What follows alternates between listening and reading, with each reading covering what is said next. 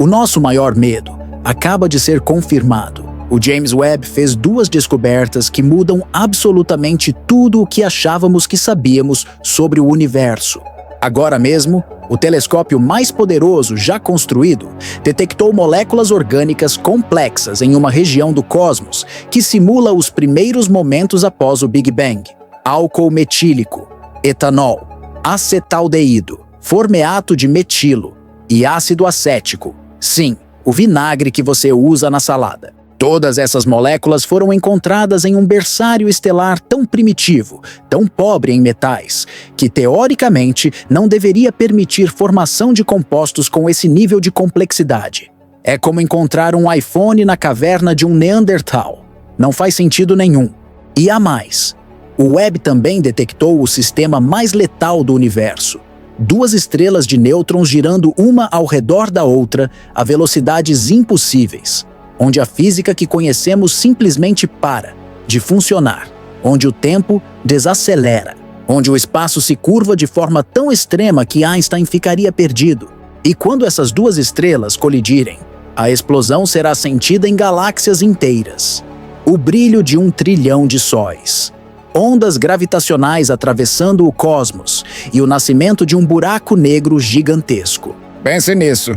Antes de revelarmos por que essas 2 descobertas destroem completamente nossa compreensão do universo, se você quer entender o que o James Webb está encontrando, que autoridades científicas evitam discutir abertamente, inscreva-se no canal e ative as notificações. Porque o que estamos prestes a expor mostra que o universo não é o que nos ensinaram. E deixe um comentário. Você acha que a vida é inevitável em todo o cosmos? Vamos começar com a primeira descoberta, a que muda tudo sobre a origem da vida. O James Webb não é apenas um telescópio, é uma máquina do tempo. Quando olhamos para o espaço profundo, não estamos vendo o presente, estamos vendo o passado. E o que o Webb detectou está localizado na Grande Nuvem de Magalhães, uma galáxia satélite a 160 mil anos-luz da Terra, uma região que simula as condições logo após o Big Bang, quando elementos pesados eram raríssimos. E nesse ambiente primitivo, hostil, impossível, o Webb encontrou os blocos fundamentais da vida, moléculas orgânicas complexas, congeladas, preservadas, adormecidas como verdadeiras sementes esperando para semear outros planetas. Isso não são moléculas simples, não é hidrogênio e hélio básicos. São compostos que requerem processos químicos sofisticados. Carbono, nitrogênio, oxigênio, estruturas moleculares que só deveriam aparecer em estágios muito posteriores da evolução cósmica. Para entender o choque dessa descoberta, precisamos imaginar o universo logo após o Big Bang, quente, caótico, composto basicamente de hidrogênio e hélio. Elementos pesados eram escassos, preciosos. E mesmo assim, nesse ambiente impossível, o Webb detecta moléculas que só deveriam existir bilhões de anos depois. É como encontrar concreto armado na pré-história, um anacronismo cósmico que quebra todas as regras. O telescópio James Webb tem lentes e sensores extremamente sensíveis à luz infravermelha. Essa capacidade permitiu detectar essas moléculas presas em grãos de poeira interestelar, preservadas no gelo profundo. Isso significa que elas sobreviveram ao processo caótico de formação estelar. Ficaram congeladas. Viraram verdadeiras cápsulas do tempo, contendo ingredientes que mais tarde sairão semeando vida em mundos habitáveis. Esta é a primeira vez que detectamos isso. Primeira vez que vemos moléculas orgânicas complexas em uma galáxia de baixa metalicidade. E a descoberta é tão chocante que nos prova: se a vida pode surgir num ambiente tão pobre, num passado tão remoto, ela pode surgir em qualquer lugar. E provavelmente já surgiu em qualquer lugar. A questão não é se existe vida no universo. A questão é por que ainda não assumimos publicamente que já a detectamos. Quando a NASA anuncia a descoberta desse nível, o público ignora. Astrônomos debatem tecnicamente, mas ninguém fala a pergunta que está na superfície. Se moléculas orgânicas complexas se formam tão cedo, em qualquer lugar do universo, mesmo em ambientes hostis, é absolutamente normal que exista vida em outros planetas. O universo é extremamente abundante de vida. O estranho seria o contrário. E isso destrói completamente nossa narrativa oficial. Cai por terra nosso egocentrismo, a noção de que somos especiais, fundamentais para o cosmos. Esses compostos, quando aquecidos, combinados e reorganizados, formam aminoácidos, lipídios, açúcares. O alfabeto inicial que milhões de anos depois escreve o capítulo de qualquer biosfera. É o ingrediente necessário para a existência de vida. Se esses ingredientes estavam lá muito antes dos planetas existirem, então a vida pode ter começado em lugares totalmente diferentes do que imaginamos. Talvez em nuvens moleculares, em cometas, em discos protoplanetários. E isso abre uma porta extremamente incômoda. Se a vida não depende tanto do ambiente, mas sim das moléculas que viajam pelo espaço como esporos, então talvez não sejamos os primeiros. Talvez existam seres muito mais antigos. Talvez não sejamos os mais avançados. Quando James Webb olha para lugares que não deveria, encontra sinais de que o universo não é uma reta evolutiva, mas sim uma cadeia interconectada, distribuída e muito antiga. A pergunta aqui é: se a vida não surgiu na Terra, ela chegou aqui como? Quem trouxe essa vida para cá? É aí que entra a teoria da panspermia cósmica. A ideia de que a vida viaja pelo espaço como vírus intergaláctico, saltando de estrela em estrela, de poeira em poeira, de cometa em cometa. E agora, temos evidência de que isso é verdade. Esta foto mostra que moléculas complexas já existiam no início do universo. Estavam congeladas e preservadas, presentes em galáxia pobre em metais, formadas muito antes de planetas sólidos existirem. A vida antecede os planetas. A conclusão mais lógica é que a vida pode aparecer em qualquer lugar. Não nasce com o planeta. Se instala nele como programa de computador. E então começam a nascer fungos, bactérias, protozoários, até vida complexa. Pense em cerca de madeira. Quando chove, começam a nascer fungos nela. Ninguém colocou os fungos lá. A madeira não cria o fungo, hospeda o fungo. E quem traz pode ser passarinho, pode ser vento, pode ser esporo que viajou e ficou preso. Isso é tão chocante que a maioria dos astrofísicos evita falar abertamente, porque você está abrindo precedente gigante para afirmar categoricamente: existe vida. Não estamos sozinhos no universo, e essa vida está se escondendo de nós. E convenhamos, quem não quereria se esconder da humanidade? Em todo caso, essa descoberta mostra que a vida pode ter surgido muito antes das primeiras civilizações cósmicas, muito antes do que imaginamos. Essas moléculas orgânicas já existiam em regiões ancestrais primitivas. Civilizações podem ter aparecido bilhões de anos antes da Terra surgir, em mundos habitáveis. Podem ser mais comuns que estrelas. E vida inteligente pode ser simplesmente parte do ciclo natural do cosmos. Não é exagero falar que essa é uma das descobertas mais importantes dos últimos anos.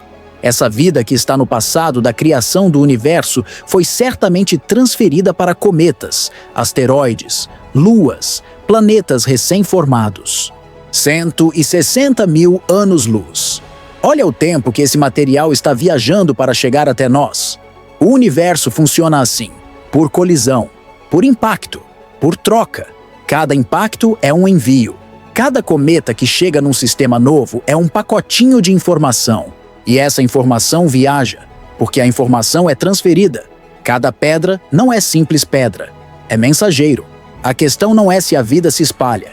A questão é quem foi o primeiro que enviou essa vida. Qual a intenção? Pense no 3I Atlas. Objeto interestelar atravessando o nosso sistema solar agora. 70 objetos do sistema solar interagindo com ele. Cada interação é troca de material. Cada aproximação planetária é oportunidade de transferência. Se o 3I Atlas carrega moléculas orgânicas, e provavelmente carrega, então cada vez que passa perto de Marte, Terra, Júpiter, está depositando sementes. Fragmentos microscópicos. Poeira interestelar contendo blocos de vida. E não é apenas o 3I Atlas. Quantos outros visitantes interestelares passaram despercebidos? Quantos cometas atravessaram nosso sistema nos últimos 4 bilhões de anos? Milhões. Talvez bilhões. Cada um trazendo carga própria. Pacotes de informação química. Moléculas preservadas de sistemas estelares distantes. E cada colisão com o planeta é evento de semeadura. Impacto que deposita ingredientes. Alguns cientistas acreditam que a própria água da Terra veio de cometas. Se água veio do espaço, por que não moléculas orgânicas? Por que não os blocos fundamentais da vida? A descoberta do Webb confirma. Esses blocos existiam antes da Terra, antes do Sol, antes de nosso sistema solar sequer se formar. Estavam vagando pela galáxia, congelados, preservados, esperando. E quando nosso sistema solar começou a se formar, há 4,6 bilhões de anos, esses ingredientes já estavam lá, no disco protoplanetário, nas nuvens de poeira, nos cometas primitivos. A Terra não criou a vida do zero, recebeu os ingredientes, e as condições certas permitiram que esses ingredientes se organizassem. Aquecimento adequado, água líquida, proteção magnética, atmosfera estável. Mas os ingredientes? Esses vieram de fora, do espaço profundo, de regiões formadas bilhões de anos antes. E isso muda completamente nossa compreensão de origem da vida. Não somos especiais por termos vida. Somos apenas um dos incontáveis planetas que receberam essa carga. E provavelmente bilhões de outros mundos receberam também. Em nossa galáxia, em galáxias vizinhas, por todo o universo. A vida não é acidente, não é sorte, não é milagre, é inevitável, é parte do tecido cósmico, está escrita nas estrelas desde o primeiro momento, desde que elementos pesados começaram a se formar. E se a vida é inevitável, então inteligência provavelmente também é. Consciência pode ser etapa natural da evolução. Civilizações podem ser comuns. Tecnologia pode ser resultado previsível de bilhões de anos de desenvolvimento. Isso significa que não estamos sozinhos. Nunca estivemos. E civilizações muito mais antigas que a nossa já descobriram isso. Já mapearam a distribuição de vida pela galáxia. Já identificaram mundos habitáveis. Já observam o desenvolvimento de espécies emergentes. Como nós. O James Webb viu uma verdadeira cadeia de distribuição. Sistema de distribuição da vida. Como se fosse sistema operacional do próprio cosmos. Mecanismo de replicação, onde tudo vai sendo replicado. Ciclo natural que existe desde o início dos tempos. E aqui está o ponto que ninguém quer tocar. Se a vida é universal, se é antiga, se espalha, será que também não pode ser guiada? Será que não existem civilizações que descobriram esse mecanismo e estão utilizando para manipular esses blocos de vida como sementes? Semeando vida em outros planetas? Talvez usando cometas? O James Webb está apenas começando. Cada nova descoberta derruba certezas filosóficas e identidades falsas que as pessoas construíram para sustentar essa vida na Matrix. Mas há a segunda descoberta, e essa é mais bizarra ainda. Foi encontrado o local mais letal do universo, uma verdadeira dança da morte, onde a morte está desafiando a física. O sistema PSR J0737-3039, localizado a cerca de 4.500 anos-luz da Terra. Esse nome técnico descreve cenário que só pode ser chamado de coração de fornalha cósmica, campo de batalha, onde duas estrelas mortas estão travando dança final.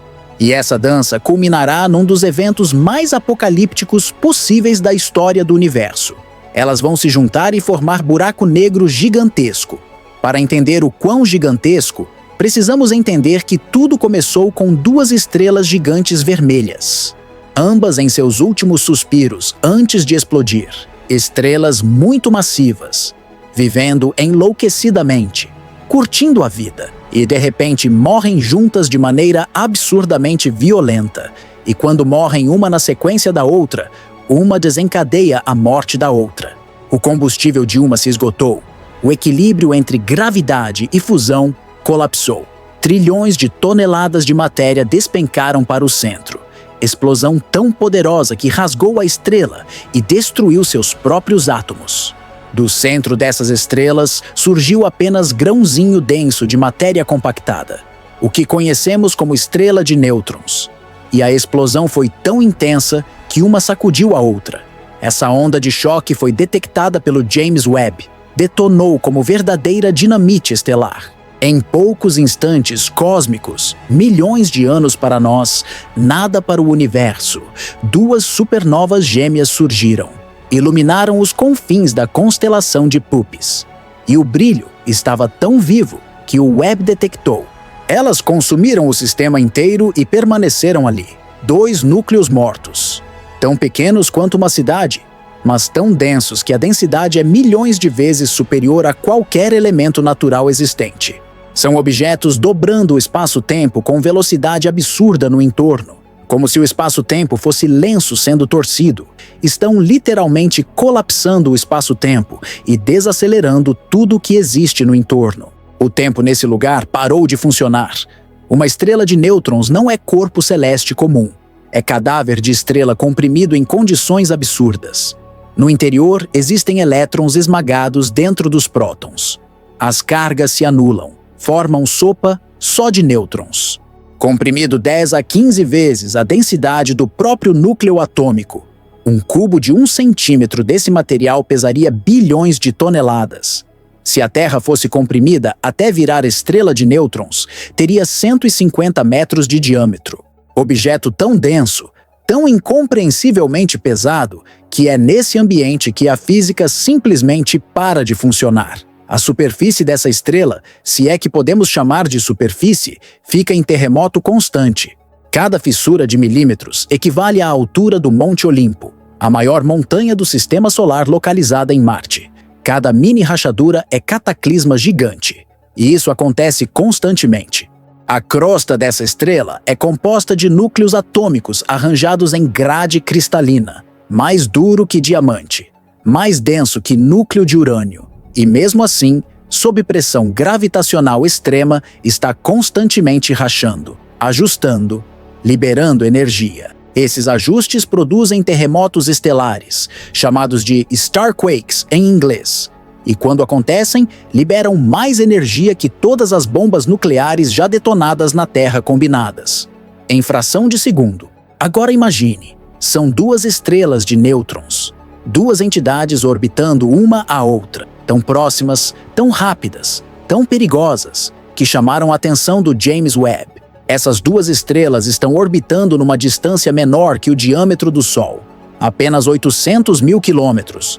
Para objetos assim, isso é praticamente nada. Para comparação, a Lua está a 384 mil quilômetros da Terra. Essas estrelas estão separadas por pouco mais que 2 vezes a distância Terra-Lua, mas são objetos com massa estelar.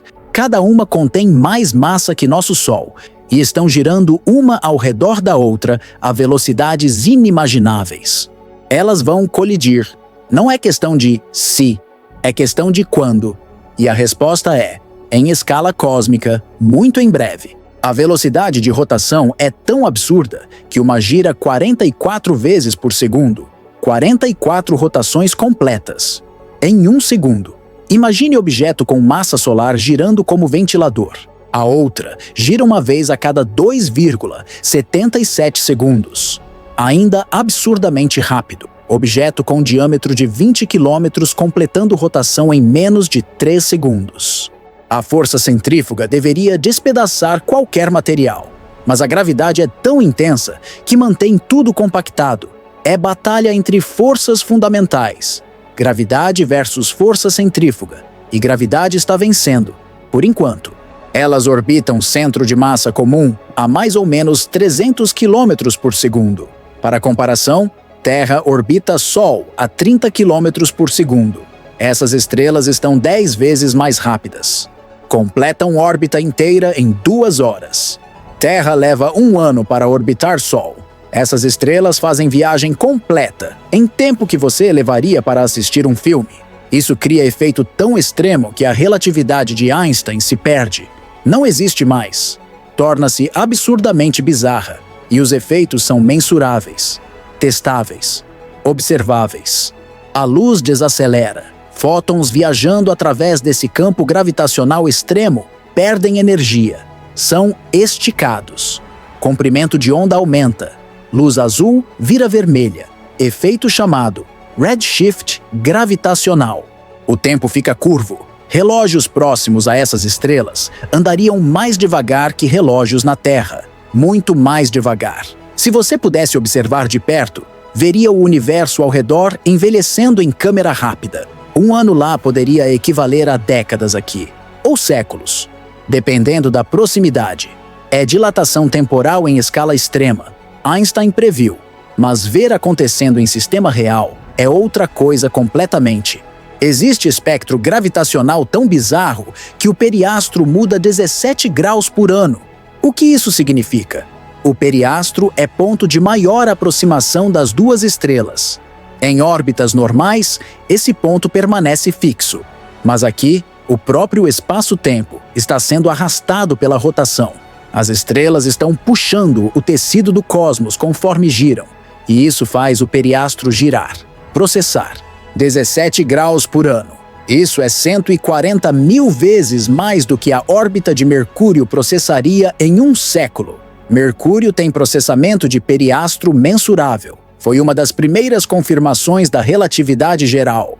Mas lá estamos falando de 43 segundos de arco por século. Aqui estamos falando de 17 graus por ano.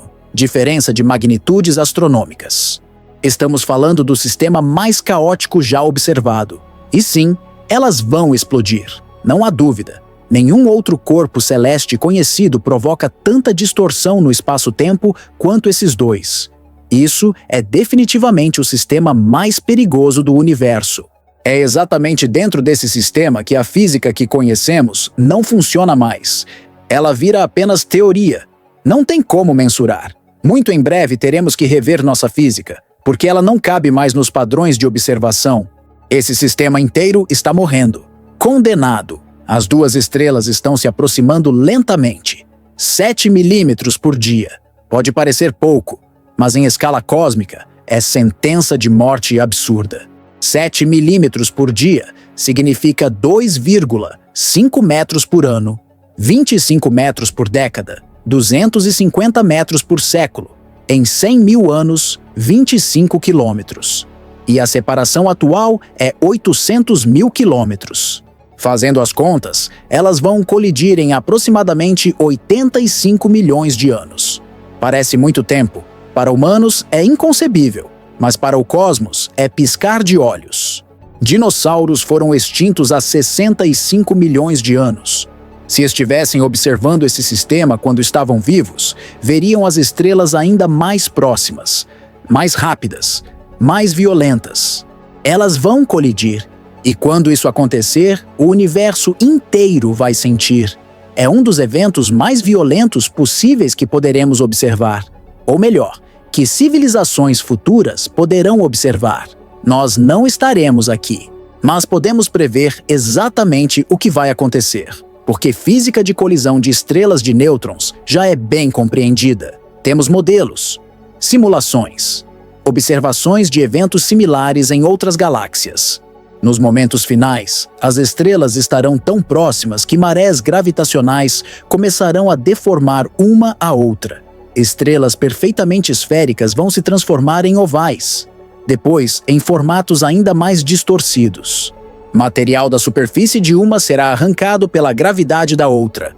Plasma superaquecido será ejetado, jatos de partículas a velocidades próximas à da luz, e as estrelas continuarão se aproximando. Rotação vai acelerar, por conservação de momento angular, como patinadora que junta os braços e gira mais rápido. Mas aqui estamos falando de objetos com massa estelar. A velocidade vai se tornar incompreensível. Nos últimos segundos, elas estarão girando centenas de vezes por segundo, talvez 1000 vezes. O espaço-tempo ao redor estará tão distorcido que formará redemoinhos, vórtices gravitacionais. E então, colisão. Duas estrelas de nêutrons se fundindo. Momento de impacto liberará mais energia que nossa galáxia inteira produz em um ano, em fração de segundo. O brilho será de 1 trilhão de sóis. Por breves momentos, esse sistema único brilhará mais que galáxia inteira, contendo 400 bilhões de estrelas. Luz visível a bilhões de anos-luz de distância.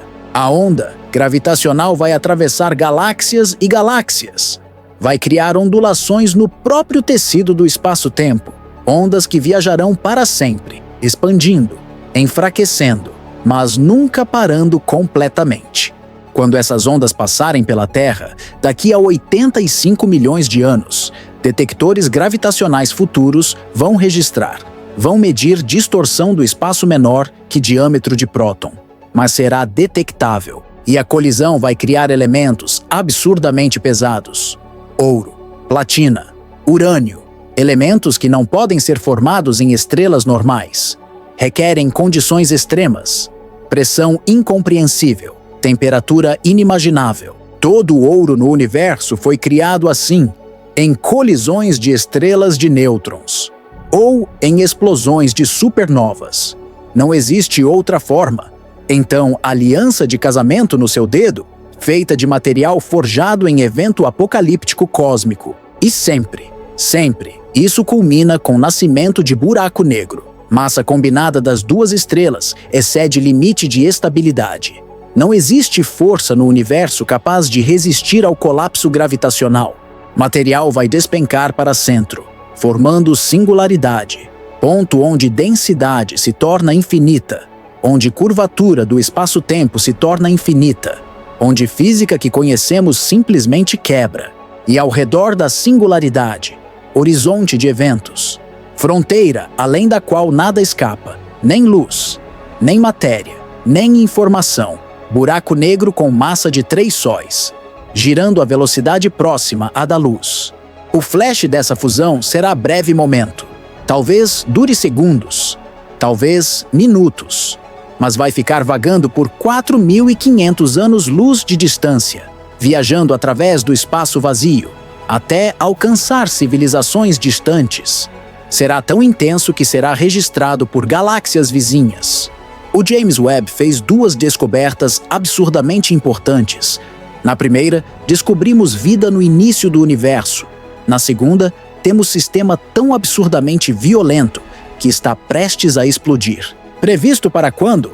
85 milhões de anos. Mas olha, 4.500 anos-luz é relativamente próximo. O universo inteiro vai sentir essa explosão maravilhosa. Essas 2 descobertas do Webb mostram extremos do cosmos. De um lado, sementes da vida congeladas desde o início dos tempos. Do outro, dança final de morte que produzirá a explosão sentida em galáxias inteiras. E ambas nos dizem a mesma coisa. O universo é muito mais estranho, muito mais violento, muito mais abundante em mistérios do que jamais imaginamos. Se essas descobertas do James Webb mudaram sua perspectiva sobre o universo, inscreva-se no canal e ative notificações. Estamos rastreando cada revelação que o telescópio mais poderoso já construído está fazendo. Deixe comentário.